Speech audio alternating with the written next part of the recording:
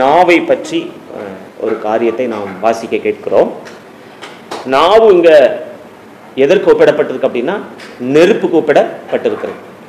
நெருப்பு இல்லாதபடிக்கு மனித வாழ்க்கை இயங்காது. நெருப்பு இல்லாம இந்த உலகத்துல நாம் ஒன்றும் செய்ய முடியாது. மனிதன் முதலில் இந்த உலகில் கண்டுபிடித்த ஒன்று என்று சொன்னா நெருப்பு தான் மனிதன் முதல்ல கண்டுபிடித்தது. இரண்டாவது மனிதன் கண்டுபிடித்தது சக்கரம். அப்போ இங்க நெருப்பு இல்லாத ஒரு உலகத்தை நாம் எப்படி கற்பனை செய்து பார்க்க முடியாதோ அதே போல நாவு இல்லாத ஒரு வாழ்க்கையையும் நாம் கற்பனை செய்து பார்க்க முடியாது. இங்கு வேதம் சொல்லுகிறது நாவை நெருப்புக்கு ஒப்பிடப்பட்டிருக்கிறது.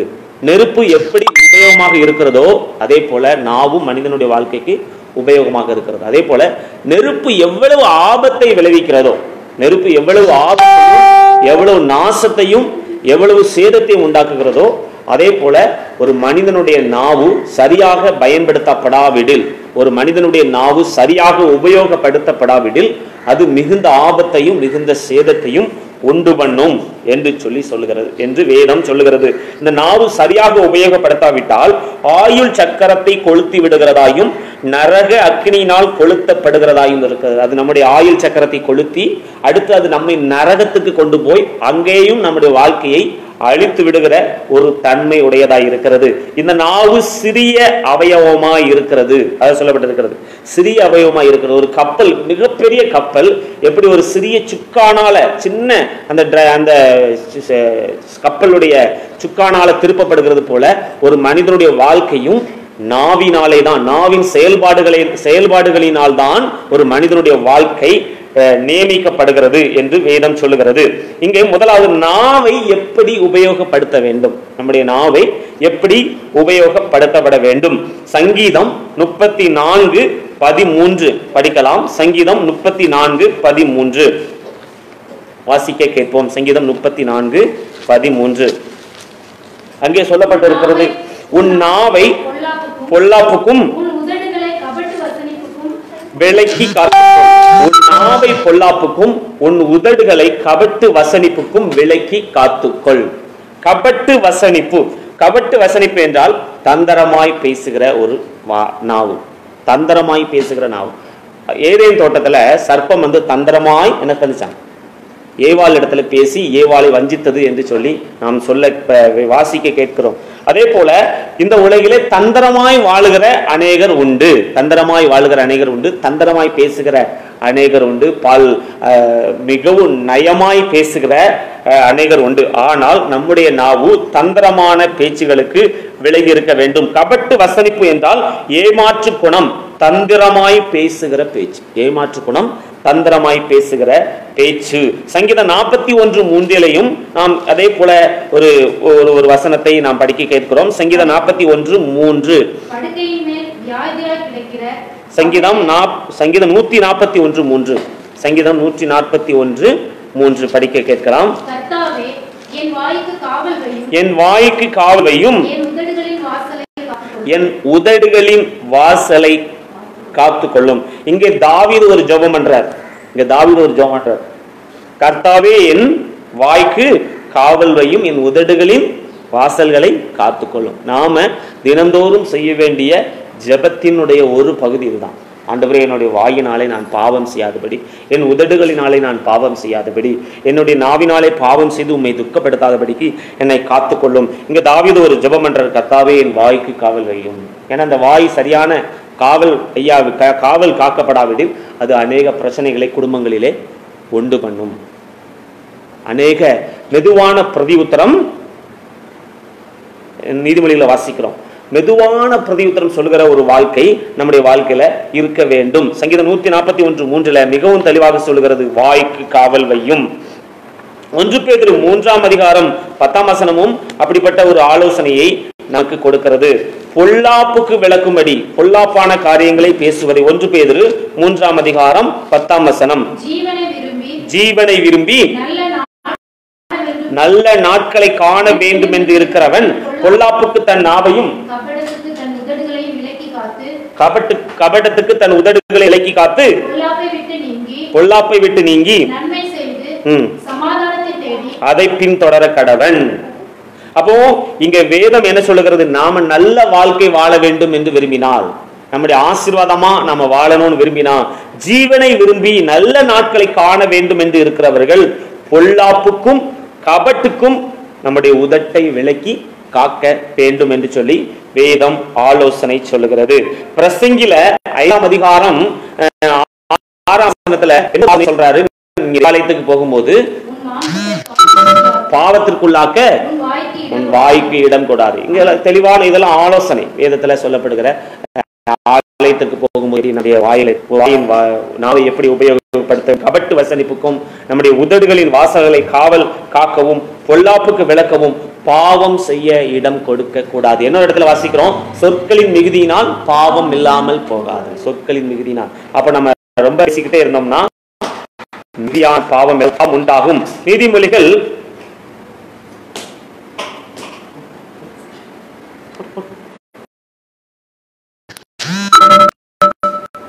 சொற்களின் மிகுதியினால் நம்முடைய நாவை என்ன விலகும்? நீதிமொழிகள் 10ஆம் அதிகாரம் 19 நம்ம படிக்கிறோம். நீதிமொழிகள் 10ஆம் அதிகாரம்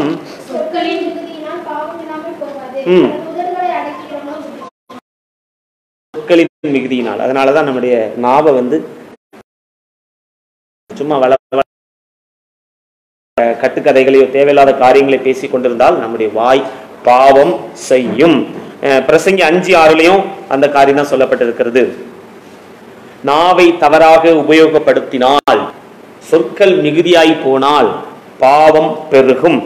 யாக்கோபு 5ஆம் அதிகாரம், யாக்கோபு 1ஆம் அதிகாரம் 26ஆம் வசனத்துல நம்ம படிக்கிறோம், நம்முடைய தேவ பக்தி வீணாகும். நம்ம சேர்த்து வைத்திருக்கிற பக்தி, நம்ம தேவனிடத்துல சேர்த்து வைத்திருக்கிற ஆசீர்வாதங்களை அது வீணாக்கி விடும். யாக்கோபு 1:26.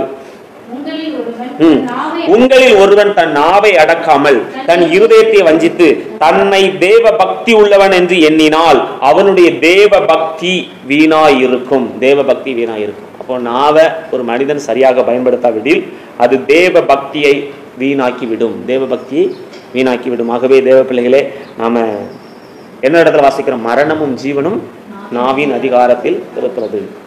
இதெல்லாம் வேதவசனங்கள் தெளிவாக சொல்லுகிற. நம்முடைய தேவ பக்தியை வீணாக்கிவிடும். நீதிமொழிகள் 16:28 நம்ம படிக்கிறோம். நீதிமொழிகள்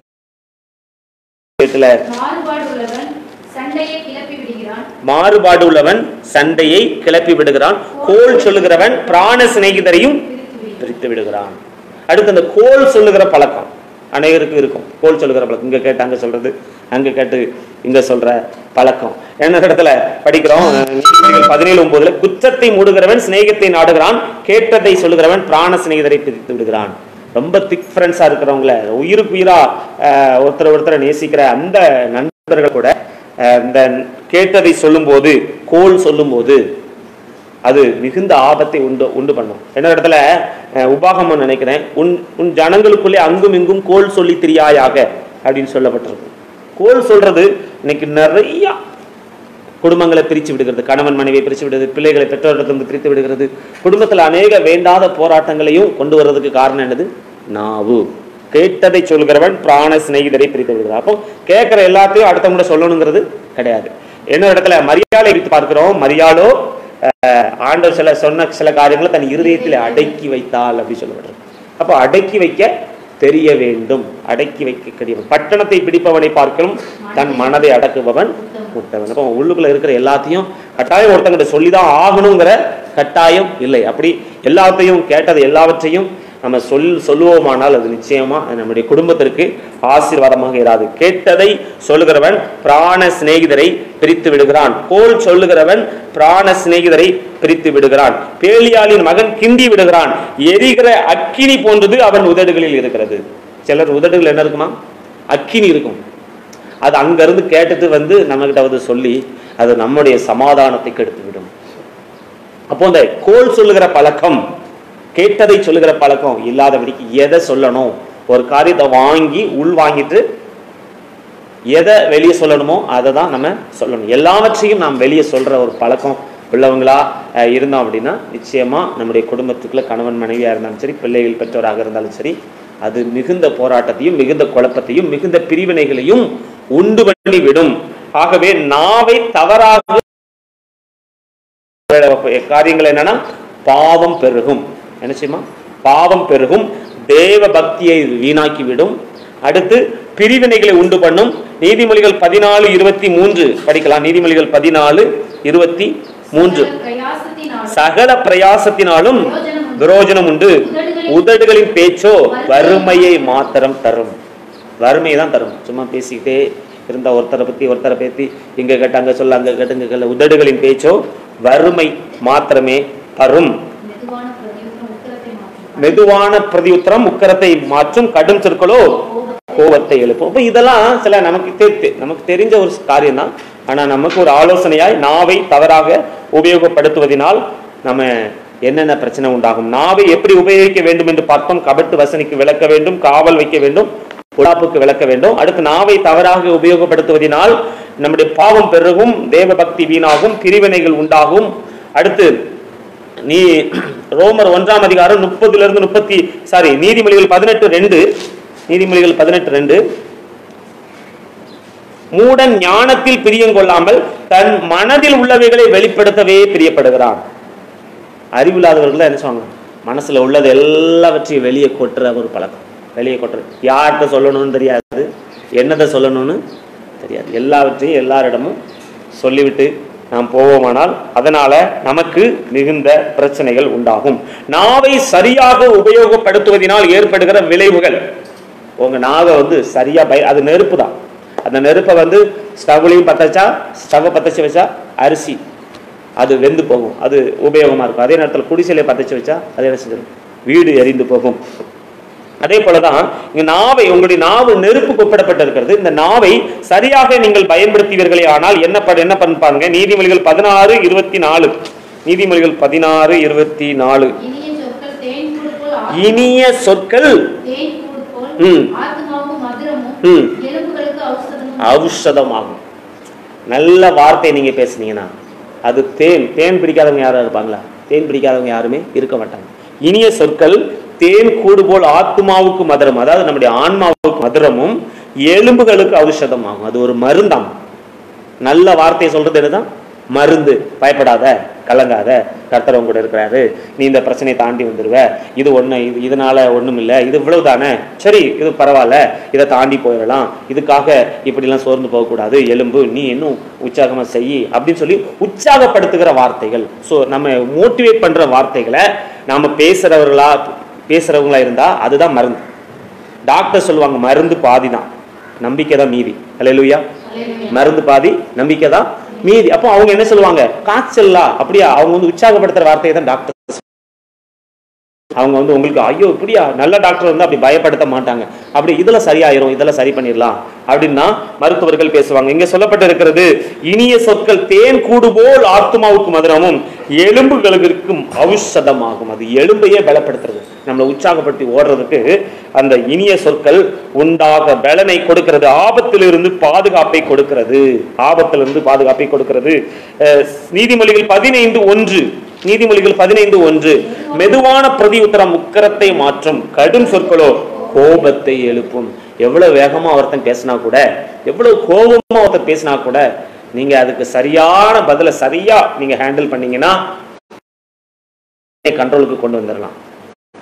கணவர் வேகமா பேசினா, மனைவி கொஞ்சம் இறங்கி பேசினா அந்த இடத்துல என்ன செஞ்சிடும்? பிரச்சனை அமைதியா. அது மனைவி வேகமா பேசும்போது கணவர் மெதுவா பேசினா அந்த இடத்துல பிரச்சனை. அப்போ கணவர் பேசுற வேகத்துல மனைவி பேசினா, மனைவி பேசுற வேகத்துல கணவர் பேசினா, அல்லது பிள்ளைகள் பேசுற வேகத்துல பெற்றோர் பேசினா, பெற்றோர் பேசுற வேகத்துல பிள்ளைகள் பேசினா அதுக்கு என்ன செய்யும்? அந்த இடத்துல பெரிய ஒரு கொலையில கூட அது போய் முடிஞ்சிடும். அதான் சொல்லப்பட்டிருக்கிறது மெதுவான பிரதி உத்தரம். உக்கரம் அப்படின்னா கோபத்துல பல வகை இருக்கு. உக்கரம்ங்கிறது கோபத்துல உச்சகட்டம் தான். என்னது உக்கரம்ங்கிறது ரொம்ப மிகுந்தியான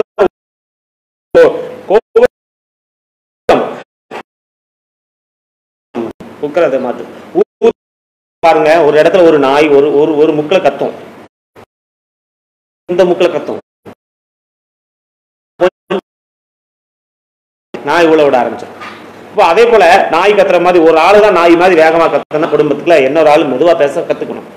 நிறைய குடும்பத்தில் என்ன நடக்குதுன்னா, ஒரு ஆள் வேகமா பேசினா நான் உனக்கு என்ன நான் குறைஞ்சவனான்னு சொல்லி அடுத்து இவங்க வேகமா பேச, அந்த நேரத்துல அந்த கோபமா இருக்கிற நேரத்துல ஒருத்தருக்கு ஒருத்தர் மாத்தி மாத்தி பேச அது கொலையில கூட முடிஞ்சு அது குடும்பத்துக்கு பிரிச்சு குடும்பத்தையே அழிச்சு விடுற ஒரு சூழலா இருக்குது. அப்போ நம்ம ஆண்டவர்கிட்ட நம்ம கேட்கணும், ஆண்டவரே என் உதடுகளின் வாசலுக்கு காவல் வைக்க எனக்கு உதவி செய்யும். மெதுவான பிரதி உத்தரம் பேசுறதுக்கு எனக்கு உதவி செய்யும். மெதுவான பிரதி உத்தரம் உக்கரத்தை மாற்றும், கடும் சொற்களோ கோபத்தை எழுப்பும். கடுமையான சொற்கள் கோபத்தை எழுப்பி எழுப்பி அது பெரிய பிரச்சனைகளை உண்டு பண்ணி விடும்.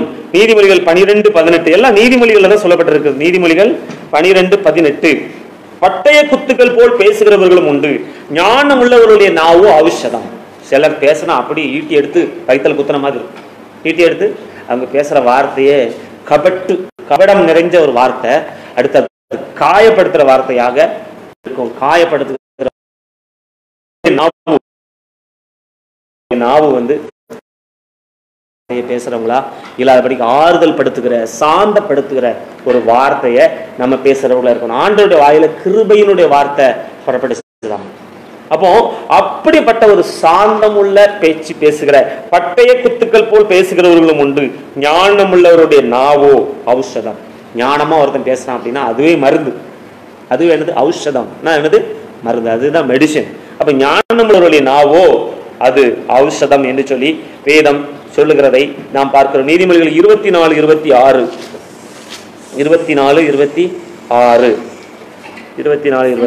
செம்மையான மறுமொழி சொல்லுகிறவன் உதடுகளை முத்தமிடுகிறவனுக்கு சமானம். அப்ப தெளிவா சொல்லுது பாருங்க வேதங்களும் மறுமொழி.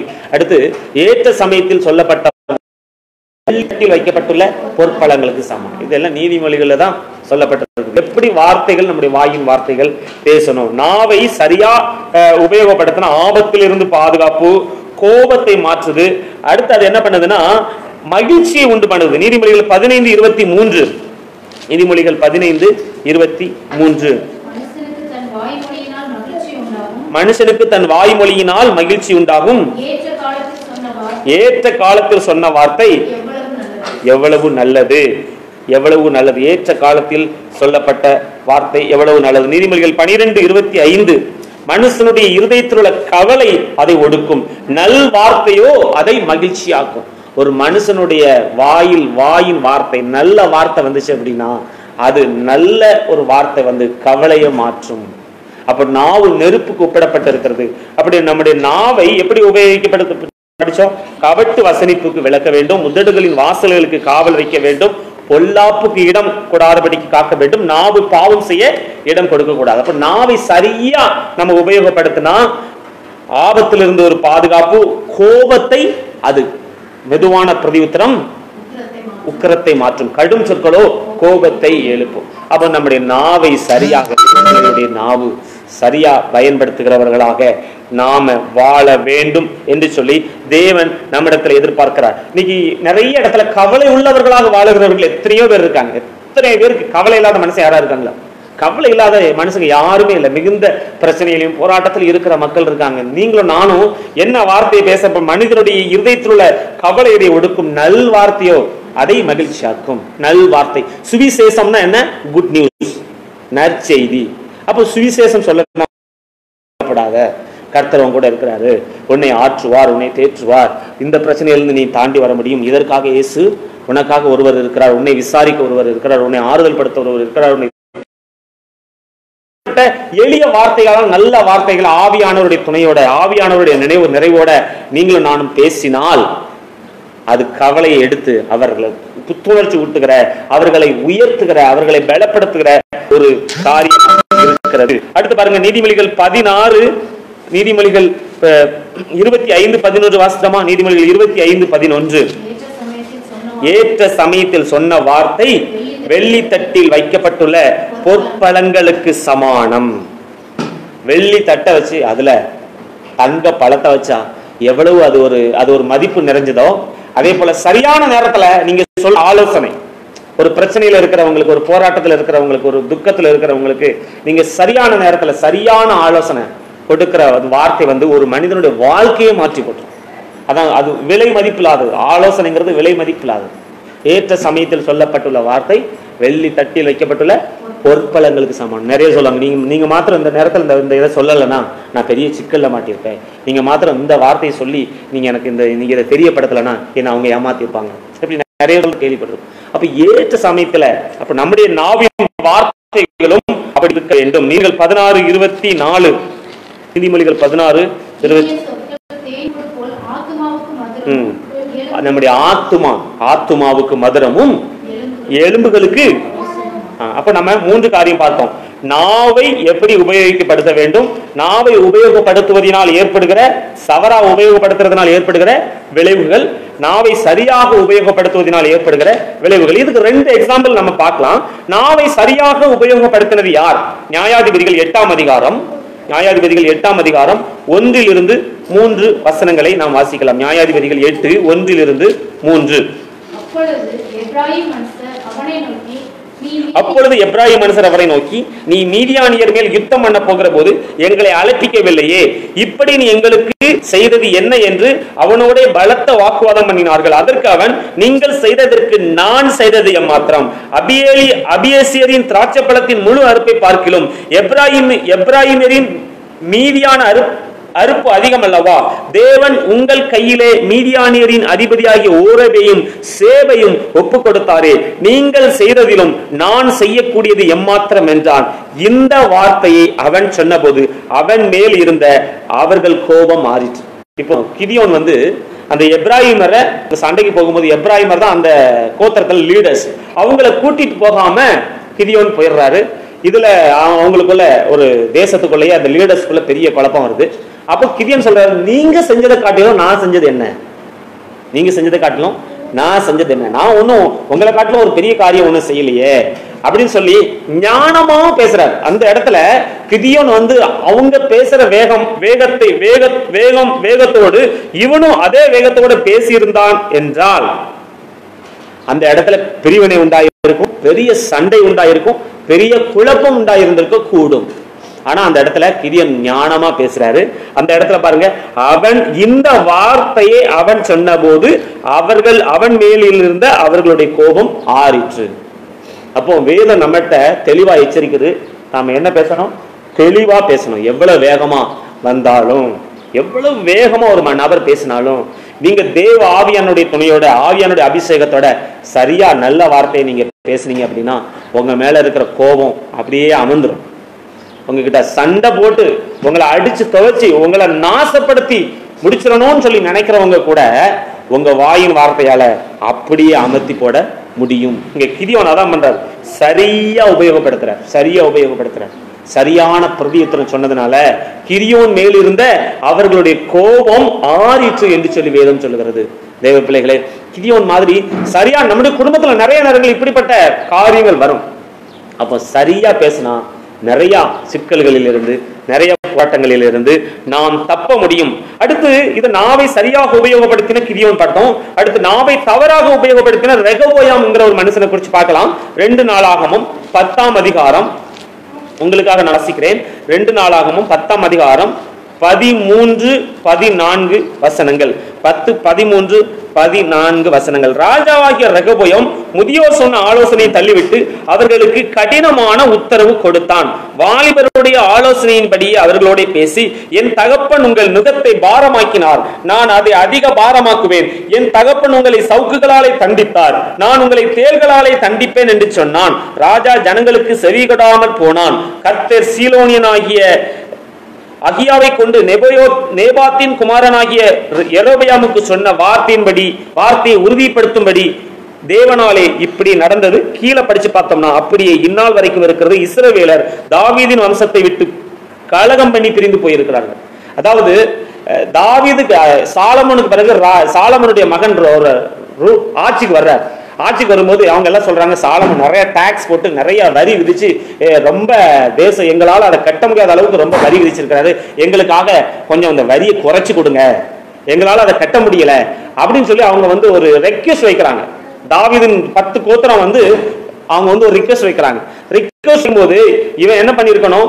ஆலோசனை கேட்கறான். முதியோர்கள்ட்ட ஆலோசனை கேட்கறான். முதியோர்கள்ட்ட ஆலோசனை கேட்கும்போது முதியோர் சொல்றாங்க, எப்பா அவங்க சொல்றபடி கேளுங்க, அவங்களுக்காக கொஞ்சம் அந்த வரியை கொஞ்சம் குறைச்சு கொடுங்க, அப்பதான் அவங்க நம்ம கூட இணைஞ்சு இருப்பாங்க அப்படின்னு சொல்லி அவங்க ஆலோசனை சொல்றாங்க. ஆனா அவங்க கூட வளர்ந்த அவன் ஸ்டேஜ்ல இருக்கிற வாலிபர்கள்ட்ட அவன் ஆலோசனை கேட்கறான். வாலிபர்கள் சொல்றாங்க, அவன் முடிஞ்சா செய்ய சொல்லு, இல்ல நான் பாத்துடலாம் அப்படின்னு சொல்லி அவங்க என்ன ஆலோசனை சொல்றாங்க? அவங்க கேட்கிற வார்த்தை, அவர்களை நோக்கி உம்முடைய தகப்பன் எங்கள் மேல் வைத்த நுகத்தை லகுவாக்கும் என்று என்னிடத்தில் சொன்ன இந்த ஜனங்களுக்கு மறு உத்தரவு கொடுக்க நீங்கள் என்ன ஆலோசனை சொல்லுகிறீர்கள் என்று கேட்டான். அவனோட வளர்ந்த வாலிபர் அவனை நோக்கி, உம்முடைய தகப்பன் எங்கள் நுகத்தை பாரமாக்கினார், நீர் அதை எங்களுக்கு லகுவாக்கும் என்று உம்மிடத்தில் சொன்ன இந்த ஜனத்திற்கு நீர் சொல்ல வேண்டியது என்னவென்றால், என் சுண்டு விரல் என் தகப்பனுடைய இடுப்பை பார்க்கிலும் பருமனாய் இருக்கும். இப்பொழுதும் என் தகப்பன் பாரமான நுகத்தை உங்கள் மேல் வைத்தார், நான் உங்கள் நுகத்தை அதிக பாரமாக்குவேன். என் தகப்பன் உங்களை சவுக்கினால் தண்டித்தார், நான் உங்களை தேள்களினால் தண்டிப்பேன் என்று சொல்லும் என்றார்கள். 3 நாள் கழிச்சு வர்றாங்க. இப்படி பதில் சொன்னா எப்படி இருக்கும்? எங்க தகப்பனுடைய சுண்டு விரல், என்னுடைய சுண்டு விரல் என் தகப்பனுடைய இடுப்பை பார்க்கணும் பெருசா இருக்கும். எங்க தகப்பன் கொஞ்சம் வரி விதிச்சா நான் இன்னும் அதிகமா வரி விதிப்பேன் அப்படின்னு சொல்லி ரொம்ப ஹார்ஸா அவங்களுக்கு பதில் சொல்றார். பதில் சொல்லும்போது என்ன நடக்குதுன்னா, கடினமான மறு உத்தரவு கொடுத்த 13 வசனம் 12 வசனம், 3ஆம் நாள் என்னிடத்தில் வாருங்கள் என்று சொல்லியிருந்தபடியே யெரொபெயாமும் சகல ஜனங்களும் 3ஆம் நாளிலே ரெகொபெயாமின் இடத்தில் வந்தார்கள். ராஜாவாகிய ரெகொபெயாம் முதியோர் ஆலோசனை தள்ளிவிட்டு அவர்களுக்கு கடினமான உத்தரவு கொடுத்தான். கடினமான உத்தரவு. சில பேசுற வார்த்தை பார்த்தோம்னா சும்மா பேசினாலே அந்த அன்பு இருக்காது, அந்த வார்த்தையில அன்பு இருக்காது, கடினமா பேசுவாங்க. அப்படி பேசுற ஒரு நாவு நமக்கு இருக்கக்கூடாது. கடினமா பேசுகிற நாவு நமக்கு இருக்கக்கூடாது. நம்முடைய நாவுல ஒரு அன்பு கலந்த, அபிஷேகம் நிறைந்த, அது மருந்து போல ஒரு அந்த மற்றவங்களுடைய துக்கத்தை ஆற்றக்கூடிய, மற்றவருடைய காயத்தை ஆற்றக்கூடிய வார்த்தையை நம்ம பேசணும். அப்பதான் வீடும் சரி நாடும் சரி ஒன்னா இருக்கும். இங்க பாருங்க, ஒரு நாடு 2ஆ பிரிஞ்சு போகுது. ஒரு நாடு 2ஆ பிரிஞ்சு போறதுக்கு காரணம் என்ன? ஒரு மனுஷன் பேசின கடினமான வார்த்தை. அங்க யூதா என்கிற ஒரு நாடும் இஸ்ரவேல் என்கிற ஒரு நாடும் அப்படி 2ஆ பிரிஞ்சு போகுது. ஒன்னா கட்டி காத்த சாலமோன், இன்னும் தாவீது, சவுல், இவங்க எல்லாம் கட்டி காத்த அந்த ஒரு தேசம் ஒரு மனுஷன் பேசின கடினமான வார்த்தையினால 2ஆ உடைஞ்சு போகுது. ஒரு குடும்பத்தை கட்டுறது எவ்வளவு கடினம் பாருங்க. பிள்ளைகளை வளர்த்து எடுத்து ஆளாக்கி அவங்களுக்கு திருமணம் செய்து வைத்து அவங்கள அரவணைச்சு எடுத்து கொண்டு அப்படி பில்ட் பண்ணி கொண்டு வர்றது எவ்வளவு ஒரு கடினமான ஒரு காரியம். ஆனா ஒரே நேரத்துல ஒரே வார்த்தையில 2ஆ சுக்குநூறு ஆக்கி விட முடியும். இங்க பார்த்தோம் அப்படின்னா கடினமான உத்தரவு அவர்களுக்கு சொல்றான். அவர்களுக்கு சொன்ன பிறகு பார்த்தோம்னா அந்த நாடு 2ஆ பிரிஞ்சு போகுது. அவர்கள் கலகம் பண்ணி பிரிந்து போனார்கள். அப்ப கிதியோன் எவ்வளவு ஞானமா பேசுறான். கோபமா வந்தவங்களை கூட அவன் மெதுவான வார்த்தையை சொல்லி அப்படியே அமுத்தி போடுறான். இனிய நாவு எலும்புகளை நொறுக்குன்னு சொல்லப்படுது. அவ்வளவு ஹார்டான மனுஷனை கூட, ஹார்டா வந்திருக்கிற மனுஷனை கூட அன்பான, கைண்டான, ஒரு நல்ல பொலைட்டான வார்த்தையை நீங்க பேசுனீங்கன்னா அப்படியே அந்த பிரச்சனை அமர்ந்துடும். அப்படியே அந்த பிரச்சனை அமர்ந்துடும். அதனாலதான் நம்ம ஞானமா பேசணும். ஹல்லேலூயா. நம்முடைய வாயில கிருபையுள்ள வார்த்தைகள் இருக்கணும். நம்முடைய வாயில அன்புள்ள வார்த்தை இருக்கணும். ஒருத்தர் கோபமா பேசுறாங்க அப்படின்னா உடனே ஒருத்தர் கோபமா பேசும்போது நாமளும் கோபமா பேசுறதுக்கு பேர் வீரம் கிடையாது. ஒருத்தர் கோபமா பேசுறதுக்கு எல்லாரும் என்ன நினைச்சிட்டு இருக்காங்கன்னா, ஒருத்தர் கோபமா பேசினா நாமும் அதுக்கு பதிலா அவரை காட்டிலும் பல்மடங்கு கோபமா பேசுறதும் வீரம் நினைக்கிறாங்க. ஆனா அது வீரம் கிடையாது. பட்டணத்தை பிடிக்கவனை பார்க்கலும் தன் மனதை அடக்குகிறவன் உத்தமன். அப்போ அதை காட்டலாம், அதை கண்ட்ரோல் பண்ணி நமக்கு அவங்க ஒருத்தங்க ஹார்ஸா பேசும்போது நமக்கும் ஆட்டோமேட்டிக்கா அந்த வேகம் வரும். ஆனா ஆவியானுடைய துணையோட அதை அப்படியே அடக்கி மெதுவான வார்த்தையை நம்ம பேசுறவங்களா இருந்தா உங்க குடும்பம் நல்லா இருக்கும். ஹல்லேலூயா. நம்முடைய சபை நல்லா இருக்கும். நம்முடைய தேசமே நல்லா இருக்கும். இப்போ நிறைய தேசத்துல சண்டை வர்றதுக்கு காரணம் என்ன? அந்த தேசத்தினுடைய தலைவர்கள் பேசுகிற அறிவீனமான வார்த்தைகள். அதுல அந்த உதடுகள்ல அக்கினி இருக்கு. அதான் நான் வேதம் சொல்லுது, நம்ம யாக்கோபுல படிச்சோம், நாவும் நெருப்பு தான். நாவு நீங்க எப்பவும் நீங்க ஒரு காரியத்தை நீங்க நினைச்சுக்கணும். உங்க நாவு நெருப்பு. இந்த நாவுக்கு ரொம்ப பவர் இருக்கு. அந்த நெருப்பு சரியா அதை கண்ட்ரோல் பண்ணி அது சரியான இடத்துல பற்ற வைக்கப்படுமானால் அது மிகுந்த ஆசீர்வாதங்களை கொண்டு வரும். அதே நேரத்தில் அது தவறான இடத்துல அது பற்ற வைக்கப்படுமானால் அதை அணைக்கவே முடியாத, அது மிகுந்த பெருத்த சேதத்தை உண்டு பண்ணி விடும். ஹல்லேலூயா. அதனால சபையா இருக்கிற நாம், திருச்சபையா இருக்கிற நாம் நாமும் சரியான வார்த்தையை பேசணும். நம்முடைய பிள்ளைகளுக்கு சரியான வார்த்தைகளை பேசுறதுக்கு சொல்லி கொடுக்க வேண்டும். கிதியோனை போல சரியான வார்த்தையை பேச வேண்டும். ரெகொபெயாமை போல கடினமான உத்தரவு நாம் கொடுக்க கூடாது. சரியான வார்த்தையை நம்ம பேசினா நம்முடைய பிள்ளைகளுக்கு சொல்லிக் கொடுக்கணும். ஒருத்தங்க வேகமா பேசினா நம்ம இப்படிதான் பேசணும் அப்படி சொல்லிக் கொடுக்கணும். ஒருத்தர் வேகமா பேசும்போது அடுத்தவங்களும் வேகமா பேசுறது வீரம் கிடையாது. காரியம் முக்கியம் இல்லையா? ஒருத்தர் புதுசா சொல்லுவாங்க, வீரியத்தை காட்டிலும் காரியம் ரொம்ப முக்கியம். வீரியத்தை காட்டிலும் வீரியம் எல்லாத்துக்கும் வரும். ஏன்னா ஒரு காரியம், என்ன காரியம் நம்ம முடிக்கணுமோ அந்த காரியத்தை முடிக்கிற அளவுக்கு நமக்கு பேச தெரியும். சிலர் வீரியம் பேசிட்டு காரியத்தை கோட்டை விட்டுருவாங்க. அப்படி இருக்க கூடாது. இங்க பாருங்க, ரெகொபெயாம் வீரியம் பேசுறான், கடைசியில் என்னாச்சு? காரியம் கோட்டை விட்டு போச்சு. அடுத்து திரும்ப ஆள்களெல்லாம் படையெல்லாம் கூட்டிட்டு போய் திரும்ப சேர்த்து வைக்கிற முயற்சி பண்றான். அந்த நாட்டை கடைசி வரைக்கும் ஒன்னா சேர்க்கவே முடியல. நிறைய கூட்டு குடும்பங்கள் உடைந்து போறதுக்கு காரணம் நாவு. நிறைய குடும்பங்கள் அழிந்து போறதுக்கு காரணம் நாவு. நிறைய திருச்சபைகள் உடைஞ்சு போறதுக்கு காரணம் நாவு. சரியான வார்த்தை பேசும். கோல் சொல்றது நமக்கு இருக்க கூடாது. கேட்டதை சொல்கிற, கோல் சொல்கிற பழக்கம் இல்லாதபடிக்கு ஞானமா சரியா பேசக்கூடிய கிருபை ஆண்டவர் நமக்கு தரும்படியா நம்ம ஆண்டவர்கிட்ட கேட்போம். இப்போ நம்ம எல்லாம் முழங்கால் படிட்டு ஆண்டவர்கிட்ட கேட்போம். ஆண்டவரே, சரியான வார்த்தை நமக்கு தெரிஞ்ச காரியம்தான். ஏற்கனவே நான் உங்களுக்கு பிரசங்கித்திருக்கிறேன். இந்த காரியங்களை நீதிமொழிகளிலிருந்து நாம கற்றுக்கொண்ட இந்த காரியம் நமக்கு தெரியும். நாவு நெருப்பு, இது நம்முடைய தேவ பக்தியை வீணாக்கும். இது நம்முடைய ஆசீர்வாதங்களுக்கு எடுத்து போடும். இது நம்முடைய குடும்பத்தை சீரழித்து போட்டுவிடும். இது ஆயுள் சக்கரத்தை கொளுத்து விடும். இது நரக அக்னியினால கொளுத்தப்படுகிறதாக இருக்கிறது. ஆகவே தேவ பிள்ளைகளை பிரிவினைகளை உண்டு பண்ணும். நாவு தவறாக பயன்படுத்தினால் நம்முடைய தேவ பக்தி வீணாகும். ஆகவே சரியாக உபயோகப்படுத்த நாம் கற்றுக்கொள்வோம்.